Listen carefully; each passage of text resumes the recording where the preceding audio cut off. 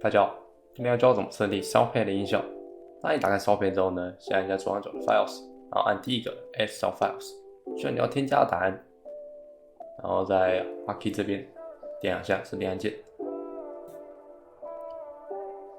之后我们要添加另外一个按键去停止音效，点一下左上角的 A 图示，选 Preferences，然后这边点一下 Stop Playback 设定按键，然后这样就好了。那我们测试一下。